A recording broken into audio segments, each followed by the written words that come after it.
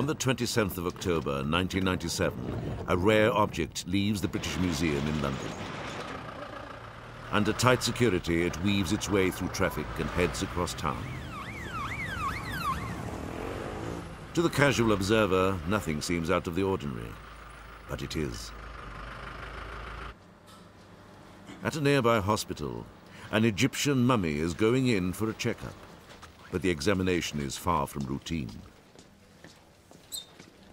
The coffin has never been opened. Now, its occupant will undergo a post-mortem for the first time in 2,000 years.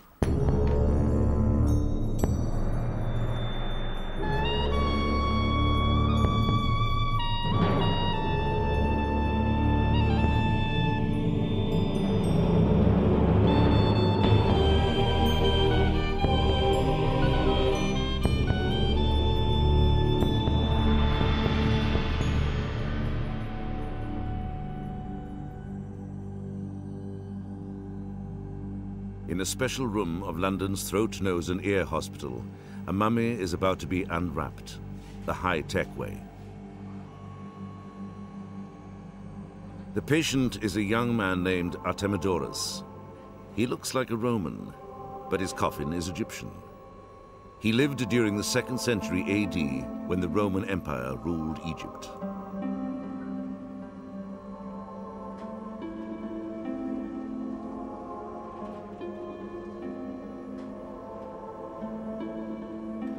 In the past, unwrapping a mummy usually destroyed it, and conventional X-rays only exposed the skeleton.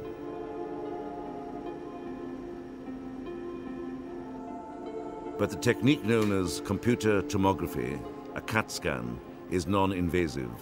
It slices through the body using a highly sensitive beam of radiation that reveals everything from bones and teeth to soft tissue.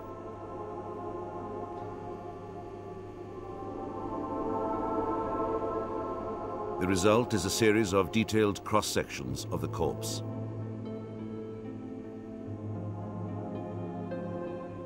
Today, Joyce Filer, an expert in human remains at the British Museum, is getting her first look at the young man called Artemidorus. What we have here is a view of the mummy. You can see the torso and the skull here. Over here, a cross-section, a slice, as if it was going through this part of the skull here. Round about the skull we have masses of amount of linen which were used to wrap up the body. Here is the skull. This is the nose, obviously the front area of the skull. And here is the back of the skull. You can see in here that the brain has obviously been removed. But what's really interesting about this skull are these cracks which you can see at the back of the skull. When CAT scans are assembled and colorized by a computer, two-dimensional X-rays are transformed into dramatic three-dimensional images, revealing details never before seen.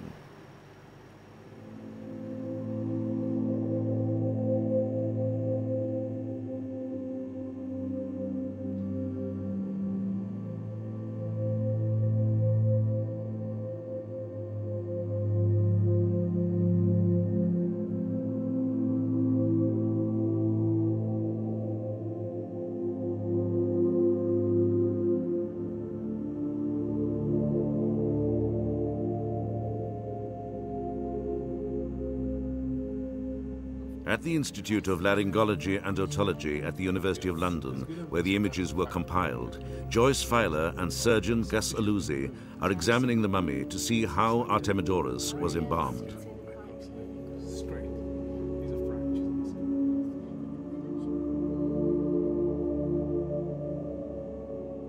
The first glimpse of his body uncovered a shocking secret. His coffin may have been exquisite, but his mummy was a disgrace. Several of his bones are crushed or dislocated, and his spine is out of alignment. In fact, when you look at the chest from the top, you can see that the ribs have been squashed in, Yes. leaving no room for any organs, which I presume have already been taken out. His legs and feet are twisted, suggesting his body was manhandled. shoddy workmanship his embalmers thought would never come to light. You can see the nose quite clearly, and it seems that that's where they've put the packing through. Yes, but quite interestingly, remember some of the other mummies we've looked at, there was packing in the skull, but there isn't in this one. So there's no sort of standard way of doing this, is there? They've still gone through the nose. Yes. All the way to the top of the nose, to the skull base, and then through the sinuses and into the brain. I presume that's how they took the brain out. Artemidorus was one of the last Egyptians to be mummified. In the 3rd century AD, the spread of Christianity put an end to the age-old practice after some 3,000 years. Ironically, the art of preserving a body was held sacred, and the details of how to do it were never recorded by the Egyptians. The only account comes from the Greek traveller Herodotus, who visited Egypt in 450 BC.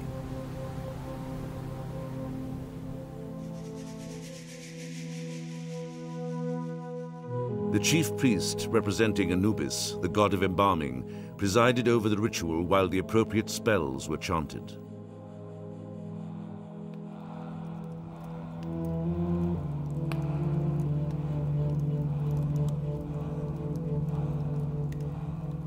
The first step was to prepare the spices, resins, and oils. Next, the brain was removed. Using a metal hook, it was drawn out through the nostrils.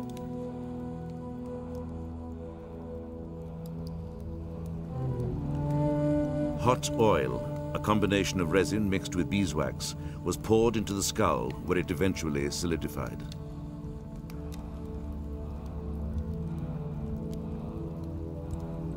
Next, an incision was made in the abdomen to take out the lungs, liver, stomach, and intestines. Here, timing was critical.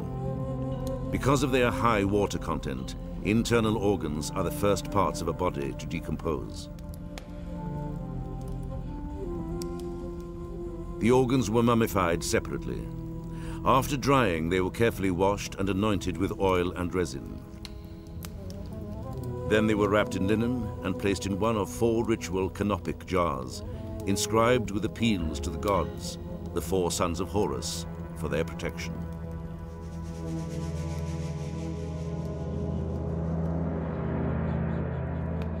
The heart was viewed as the seat of wisdom and left in place, while the kidneys were ignored, their importance not understood.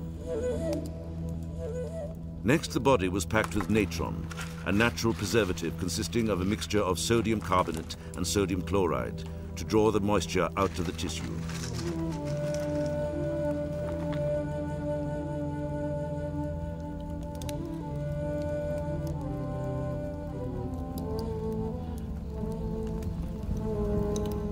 After 40 days, the natron was removed and the body anointed with oil and filled with linen to keep its shape.